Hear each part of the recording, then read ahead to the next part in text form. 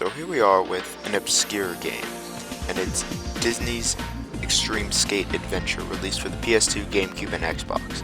I recently just came across this game, and, well, I was looking at other skateboarding games, and came across some gameplay of this game, and was like, what the hell is this? Now, this is not what you would think it would be. First, there's no story to the game at all.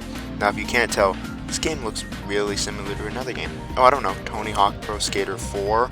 Holy crap, you are right. This game is actually by Neversoft and runs off the Pro Skater 4 engine. To say I was surprised when I found out about this game would be an understatement. If you've ever played a Tony Hawk game, you will feel right at home here. The controls, once you turn off Little Kid mode, are exactly the same. The controls are great. Now, if you've played Tony Hawk Pro Skater 4, then you know exactly how this game plays. But I'll explain it if you don't know. You go into an open area where you can free skate and collect the collectibles. There are people around the map, and they all give you objectives, and they're usually pretty basic, and in this game, very basic. And you just want to finish all the goals in a map. There's 4 themes to the game. First is Toy Story, my favorite. The second is Tarzan, then The Lion King, and finally there's LA, for like the real life people. There is a decent amount of characters in the game and environments. The fan service to these movies, especially Toy Story, is really high though. And I would have preferred Al's Toy Barn, but okay, that's fine to have Zurg's Lair. All the locales in the game are really decently designed, but they won't make you jump out of your seat. There's a bunch of collectibles in the game to unlock special moves, which makes no sense. The goals in the game are beyond basic. Collect keys, grind something, perform a lip trick. It's all basic. And it's better than Pro Skater 5, to be honest. As basic as these goals are, they can be kind of fun. I mean, it's hard to really not have fun when you have the Tony Hawk engine. You'd have to really mess up. But these goals can be kind of fun. Like working at a fast food place in the drive-thru.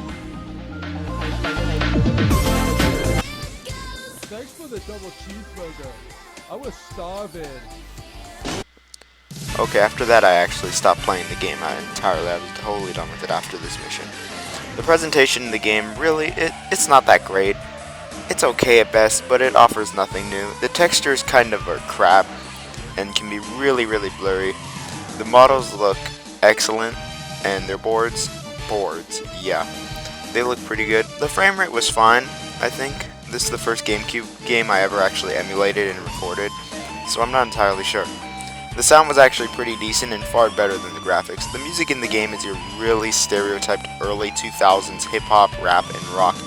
And as someone who grew up in that era, I totally love the music, with Smash Mouth and all the other music that's in this game. The music is really a love or hate thing, especially it's totally a personal preference for a few of these songs, and there's a few that even I can't stand.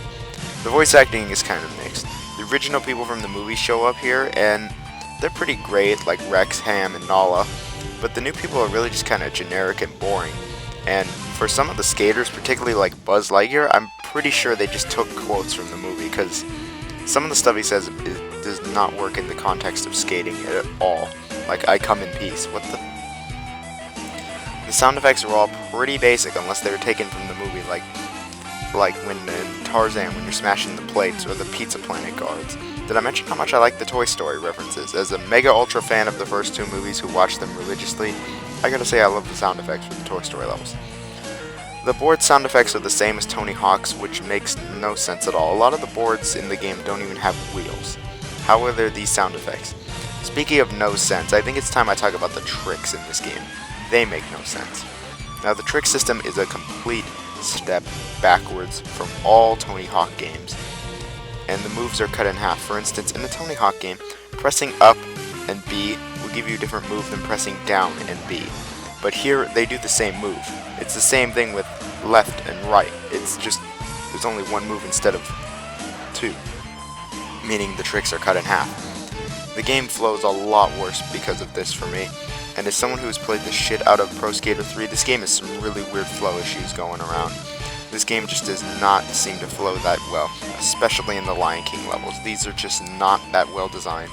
Speaking of levels, I feel like the game is oversaturated with jungle levels. I mean, Tarzan and Lion King, then Toy Story. I mean, that's just not fair. As someone who, I just mostly played Toy Story levels because I love Toy Story a lot more. Playing as Zurg isn't that great either since he's way too big and you can't see shit and he just clips through stuff. Still awesome though that you can play as Zurg.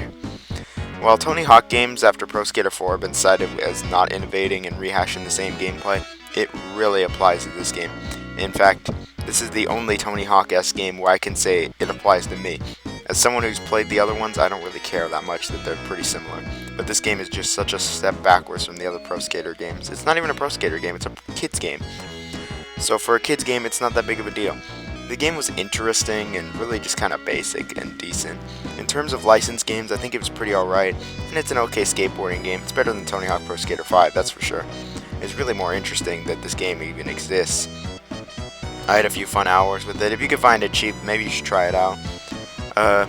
If you're like me and like Pro Skater, then maybe you should check it out. If you've never played a Tony Hawk game, this is easily the best place to start considering how basic it is. But really there is a lack of tutorial, I will say. And if you like Disney movie stuff, yeah, you might like it. Did I mention that Toy Story is the best part of the game? It has the most original stuff. A decent Disney game that may hold your attention for a few hours.